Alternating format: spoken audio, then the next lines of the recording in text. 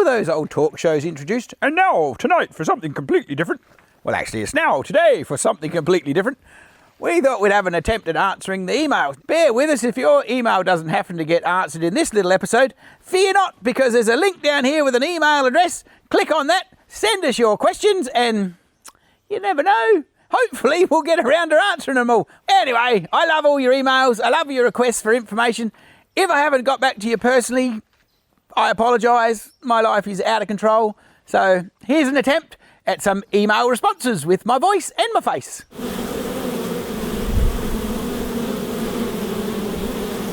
So Greg from New Zealand, our first inquiry, he says, how many hives am I running at the minute? Now, that's always a fun question when you're a beekeeper. I would say I've got about 250 active hives and probably another 100 little play around sort of, I don't know, coming up to being important. So, yeah, I'd say 250-ish, give or take a little bit, depending on how they winter this year. Good question. Maybe I'll revisit that after winter when we're coming through spring. I'll give you another answer. And our friend Justin from South Africa asks, should I use flow frames, normal frames to get the honey out? Or I don't have a lot of space for an extractor, but I also don't want to spend all that money on flow frames. What would you recommend? Now, there is a question. Now, my flow frame brothers are not going to enjoy this, but if you're going to go to any level, if you're going to have one hive, yeah, well, flow frames are probably cool. If you're going to have, I don't know, more than 20, you starts getting into some serious coin. And the problem that becomes nowadays is there are some knockoff flow frames that you can buy on the internet that are still expensive, but they're fairly ordinary. So just stay away from them, Justin, if you possibly can, because that'll just make you sad. You'll spend all that money and they still won't work properly. And then the flow frame boys will get a bloody email from somebody saying, your flow frames are shit. And they'll have to email back and say they weren't even ours. They come out of a different country altogether. So anyway, I'll leave that to your imagination. Of course, the journey for honey extraction is like an evolving door. It's crazy. I've started off with a small extractor, and then I've got an electric extractor, and then I had another one, and then I bought another bloke out, and I've got his big extractor in my blooming van at the moment, and I got an uncapper, whereas I started off with a honey pour, and I'm rambling. So the answer to your question is very interesting. So depending on your economic circumstances, that's the other question. I mean, if you've got shit tons of money, well, what the hell does it matter? But if you haven't got a lot of money, perhaps you just want to start small, get yourself organised, get some honey, just make some sales, and then you can perhaps buy a shed to put the extractor in and go to the next level, which is the journey of all this. Personally, I wouldn't probably have 20 flow hives in my boxes, but there is people that have done that and are being successful, so I am not being very helpful at all, am I, Justin? Because I'm not really giving you a definitive answer, but maybe you need to re-email me and tell me how much money you've got, and that would actually influence my decision as to which way you go about it. But I think you want to get the cash flowing before you splash out too much. Debra from Australia, have heard about putting a queen excluder under the brood box. My first brush with bees have been 2 cutouts. One has stayed and the other has swarmed. I put an excluder under both, but not sure what went wrong. And I think that question goes on a little bit further and talks about the fact that after she took the queen excluder away, one of the hives absconded and buggered off. Now, the trouble with catching swarms, but in doing cutouts are usually not so bad, because you bring some of the brood comb and some of their babies and they kind of think they're established and they will stay there. But there's no guarantees, because bees have a collective mind all of their own, and they all get together and have a committee meeting and say, you know what, we don't like it here. I want to go back to the tree. And poof, off they go. Sometimes it's not even anything you did wrong. They just get the shits up and decide to leave. Generally, though, if you're doing a cutout, it's if you can give them back some of their honey that hopefully their honey resources, you feed it back to them in a feeder, then they'll stay because they've got a nice food source to keep them amused until they settle down. Or you can supplement them with some sugar syrup and a little bit of stuff like that in their hive, just for the little bit, just for a start, so that they feel happy and they start orientating to the new spot that they're in. And the interesting thing with queen excluders too, if you catch a swarm, the little lady, she can actually squeeze through a queen excluder when she's blooming thin enough to fly. So, because I made a blooming swarm catching box and I thought I'd be all clever, and I put a queen excluder on top of my swarm catching box, and I knocked the swarm in, put the jolly queen excluder, it was a special little design. You've never seen this in the show because it was an epic fail. And then so the blooming little queen that had come with the swarm crawled through the excluder and pissed off, and everybody went with her, and it was like, well, I don't think we'll show anybody to do that. that was a silly idea. But as a general rule, it's not a bad option to have a queen excluder. Queen excluders are a good idea to keep the lady at home. You don't have to put a whole queen excluder though. You can actually get queen excluders that actually just go on the entrance, and that messes her up. Only trouble is, it sort of messes with the drones a bit as all, because the drones of course are pretty big and bulky, and being at the gym getting their muscles built up, and they get stuck in queen excluders as well. So you've got to manage that little bit, because you can't leave the jolly thing there forever, otherwise you'll kill the drones and then that prodigy will get stuck and create a whole nother mess. But hope that answers that question. Brandon from Australia. I've got a small backyard and I don't want the bees flying across the yard. So is it possible to have the entrance facing the fence near the corner of the yard, just so as they won't annoy the pets and the kids? Most definitely, but you don't want the jolly thing too close to the fence. So obviously they have to fly and orientate, and when the bees are coming home, they like a nice trajectory to come through. But they will happily fly into a fence, and well, not into the fence. They will happily fly into an entrance that's actually facing towards a fence, but don't blooming put it right, like within a foot. It needs to be at least 4 foot, so they'll come out and then go up. Or your other option is to put them on a bit of a stand, so they're up a bit higher, and they're basically over the, well, not over the fence, because otherwise your neighbours will get the shits up and say, "You've got a bee box, da da da da da." And anybody within bloody 5 k's of you or 10 k's of you will say, "I was walking on my lawn the other day and I got a bee sting, and I see you've got a bee box in your yard. That must have been your bee." Now the response to that question is you just say, "Well, actually I tattoo all my bees with a B and an L, and that's so," or actually, yes, well, I'm not sure what your last name is, but you just tell them, "Did you see the tattoo on their tail?" And if it's not a tattooed bee, it's not yours. So it's a good answer for them, and they don't know what to think. And then if they do actually question you any further than that, you say, "You imagine how long it takes to tattoo all of my bees. I don't want them on your lawn getting crushed. Could you bring them home so I can do the count?" And they won't know what the hell's going on, especially if they're not a beekeeper. Our mate Justin from South Africa has written in and asked, he wants to go into the pollination game with about 50 or more hives. Should I buy a trailer or a truck, or should I use the 2 beehive pallet system idea that I had? My 2 beehive pallet system, I'll start at the go backwards, a bit like a good school teacher. My 2 hive pallet system would be very effective, but my little crane wasn't quite strong enough to lift them properly, and so it created a bit of a drama. I think going forward, even myself, I'm probably going to have a 2 pallet system with my fork truck, but that's down the road a little bit. I would suggest with 50 hives, and depending on how many crops you're intending to pollinate, are you doing sort of like 2 or 3, or you're doing 1 a month, or... So, I mean, that varies, because I don't know in South Africa what crops you'll be pollinating. You can have a bit of a system. I mean, as long as you can get them on and off the trailer with some sort of efficiency, or unless you're big and strong and a lot more healthy than me, which wouldn't be hard, because manually lifting 50 hives on and off, tell you what, I think that gets pretty bloody ordinary, pretty jolly quick. So I would suggest you need some way to move them on and off, especially when they get full of honey, because hell, then they're really heavy. So if you happen to be doing, raspberries in there or whatever, and you're pollinating them and they come off of there and they've got some honey on board, I tell you what, you won't need to go to the gym. Our producer has been very nice to me. The reason I'm not wearing my glasses is because it's giving me large print, so that's pretty cool, isn't it? Otherwise I'd be sitting here with my glasses on, looking very regal. But anyway, just bear with me. Phil from Tazmania. Young Phil, down from the Apple Isle. Oh, we went to Tasmania on a holiday, and I don't know, I think the apple industry is doing it tough down there, but they do grow some beautiful apples in the spots, because it's nice and cold, and I think that's how you get a crispy apple, but I'm not 100% sure. Anyway, I'm digressing. Phil says, I have a swarm that have been living in a box on a board on the ground for the past 4 years. In a box on the ground. Hang on. Yes. Well, that's cool. So they've actually made themselves their own little beehive, which is kind of groovy, because they're really living in a box when you catch them too, when you put them to work. And I'm ready now to transfer them into an 8-frame hive. But what I'm not sure about is what time of day would be best to attempt the transfer. I live in the northwest of Tassie, where in such a mix of sun, rain and wind, sometimes all day. So I want to know when and what time of the day is better for the bees and hopefully for me. Now, the best thing to do is to wait for a beautiful, calm, reasonably sunny day. As long as it's above probably 15 degrees and it's not going to rain. I don't know how hot it gets in Tasmania, so I don't think it gets much above 20 degrees in Tassie most of the time. So your girls are pretty resilient. And if you've got that much of an established hive, you're going to want to work on them, I would say, start sort of late morning. So that gives you through to the afternoon.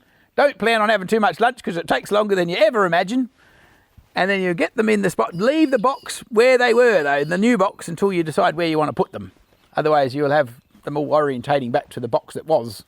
So, yeah, you want it to be, 18's perfect. 18 degrees and above is beautiful. You don't want it to be 35 either, because that's crazy. Although in Tasmania, it's probably never 35.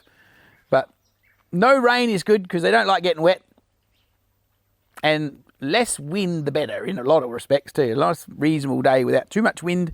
Not too cold, not too hot. Ross from Victoria. My dad's name was Ross. That's a good name. Very, very strong and regal. Ross from Victoria writes, and he says, I'm looking at purchasing 50 hives as part of a business partnership with an apiarist in the Pacific Isles.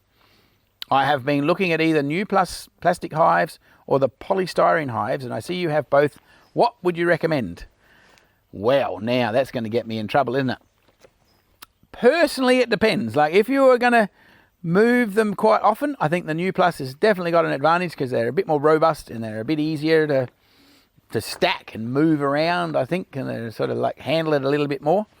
The polystyrene hives are a little bit better, perhaps insulation-wise. But I'm guessing Pacific Isles, I would be saying that's fairly tropical. Fairly tropical, pretty wet, pretty humid, pretty sort of like the Queensland boys. And I know in Queensland they're sort of migrating towards the new plus, which is plastic, and it doesn't go rotten and doesn't get affected. And they've actually got a lot better because they've got a vented base now. So because some of the problem they used to have, they got a bit humid inside there with a solid base. So now they've got a slatted base, so the humidity can actually find its way through the bottom and out the thing. But you know what?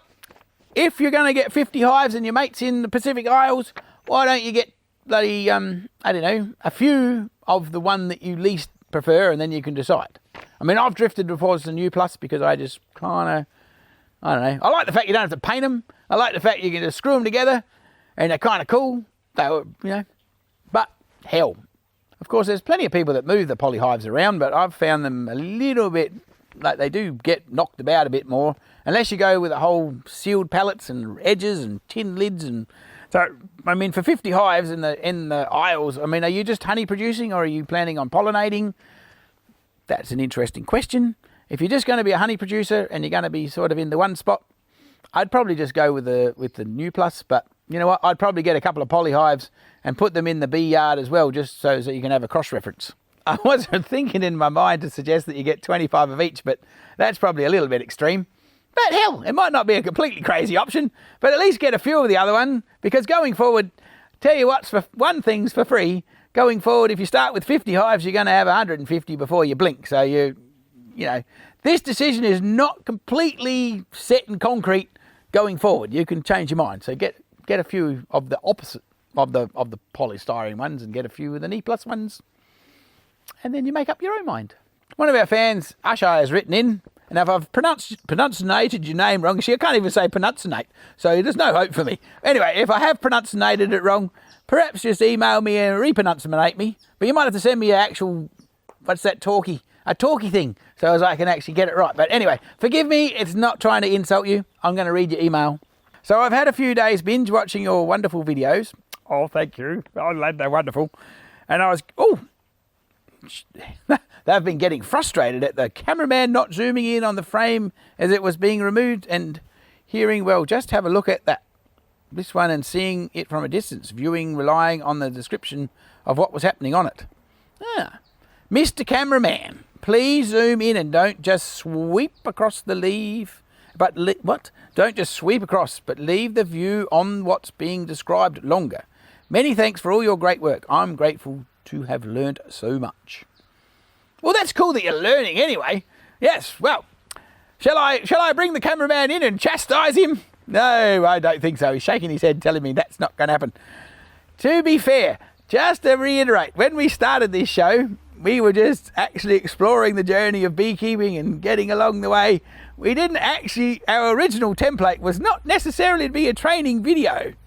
But now that we've drifted along a little bit further and we've got such a following and so many people trying to, and we get so many emails telling us that they've learnt so much from this experience, we have actually started to do a lot more actually close-ups and in the cameraman's defence, I would have to admit it frustrates the crap out of me when I'm pulling the hive apart and he goes, right, now pull that frame back out so I can zoom in and get a proper shot and so we can actually show what you're talking about. So maybe in the cameraman's defence it probably wasn't his fault because I used to be quite impatient, but now, you know, I figured it takes half a day to do a 2-hour job, so what the hell, it's all good. The things we do for you guys, we love you and thank you for watching. And keep on keeping on. Yvonne from Australia. I'm located at the west end of the Riverland. Is that near the brewery? West end of the Riverland? Nah, they shut that down, didn't they, the West End Brewery? Anyway, wanting to add a beehive to our 3 acres. What is the best time of year to buy a nuke? Spring. Spring has sprung. That's the time to do it. If you get them in spring, they're easier to get hold of for a start, and they have a whole season to build up and get organised. But if you don't want to buy one, well, perhaps you can just put out a swarm catching box. But I would suggest you hit me up in spring. The wife might have a nuke she could let you have, but no guarantees. The other thing we've been working on, which has seemed fairly quite popular, is you can actually just hire a beehive from us and we'll come and look after it for you and tend to it. You'll see my wife in a pretty big pea suit sometimes. When I'm too busy, she'll turn up and do her thing. But, you know, that's a real option. There's a link down here somewhere and all this crazy technology that you can click on and have a bit of a look at that for an option. And that'll all happen probably in spring, but then that'll actually won't be a nuke. That'll be a real proper established beehive, so you won't have to do all the whole feeding, waiting, stressing and hoping that she stays alive and makes it through the summer. Well, one of our fans, James from Australia, asks, "Hi, Mr. Bush Bee Man. I have a question about ant control. Jolly ants. They are a pest. Both hives we have are on our crushed granite stone around our veggie gardens." Ooh, crushed granite stone around the... I like the sound of that. Can you send me a picture of that veggie patch? That sounds pretty awesome right there. They're constantly being attacked by tiny black ants. Have you got any ideas on how we resolve this issue without hurting our bees? Question mark, question mark. Yes, well, black ants are always a nightmare. You want to try being mobile and see how you get on. You turn up to a hive and you see black ants crawling in the top box and you think, oh no, those girls are going to be weak. Because they're very clever, bees are. They're quite good at actually defending themselves when they're strong. But when they get a little bit weak, you know, especially sugar ants, anything for a free feed when you're an ant.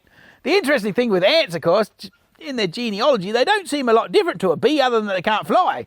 But they're very opportunistic, they are. My first thought that comes to mind, if they're permanently in your garden, it's a good idea to put them on a little table and then put the little, you can either grease the legs of the table, which is a little bit iffy, or you can put the legs in a little container and put some water, or get real excited and probably don't put oil in there, but put something in there so as the ants can't crawl up the leg.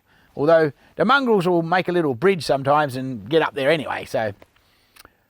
Or, of course, you can go with the whole messy business and try and poison them, but that's a nightmare because you've got to be really careful what poisons you use for ants because the bees will lap it up and then the next thing you know, you've got dead bees and you've defeated the entire purpose of the exercise. But there's quite a few. I haven't actually... Well, maybe that's a good reason. We might even do an episode on how to build an ant-proof jolly stand. I haven't ever done one of them yet because I'm usually moving around. Another really easy option is just to slow them down, if you get a pallet of some description and you soak that with basically a half mixture of diesel and sump oil from a... Diesel sump oil is better from a truck or a tractor or something. It seems to work better. I don't know why. Maybe it stinks more. And you soak the pallet basically on the underside, sit that on the ground, and the ants aren't real keen on that. You've got to basically do that every year though, which I guess is a thing. It's a bit of a pain in the bum, but... I would think the coolest thing to do, if you've got a gorgeous crushed granite stone walkway to your garden's obviously pretty cool, so you're not going to want a daggy-ass pallet sitting there. You're probably going to want, get a nice table, put them on a nice table, and you can get some cool stuff that you can put on the table legs that the ants can't get past. That's what I would do, and that would look cool, and hell, then you could have a fashionable bee box on a table. You pick the right height and then it won't hurt your back when you do your bloomin' brood inspection either because it'll be up nice and high. So if you have some bee questions that you'd like answered, I think there's an email address here somewhere and you know what? If you happen to be a supporter of the show and you pop up on the Patreon support little button that says, "Woo, we want to be a supporter," we'll definitely answer your email and you'll be prioritised, because you know what? You can get lost in the labyrinths around here. But hell, maybe a one-off gift might work, and you never know. I'm open to bribery.